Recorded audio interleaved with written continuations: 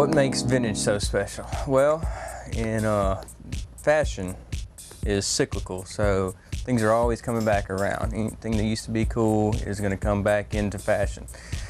The thing that's so nice about vintage is you can get something that's not only coming back into style or about to come back into style, but you can get something that's unique. You know nobody else is going to be wearing it. You're not going to see it out Saturday night on somebody else. I like vintage clothes because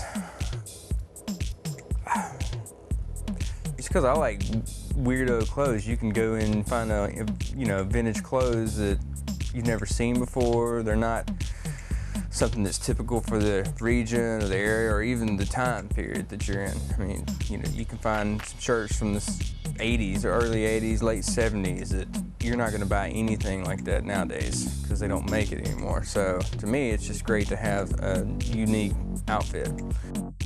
Well, to me, a person's style of clothes is you can tell a lot from, because you can tell usually what kind of job they have, what type of income they have. You can tell a lot about a person's individual fashion sense. You can tell whether or not they're into what kind of music they like.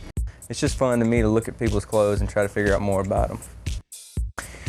Well, we can learn a lot from the past, what to do and especially what not to do in a general sense.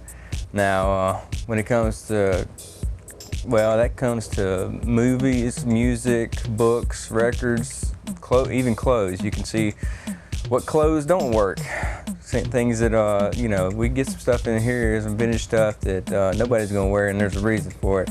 Also, a lot of the music we have here, we have thousands of records, and it's amazing to me to see the amount of records that you've never heard of because they weren't that good. So, I don't know, to me it's about experience. You can, rather than going through the trials and tribulations and the failures and successes, you can look back in history and see what's made it and what hasn't.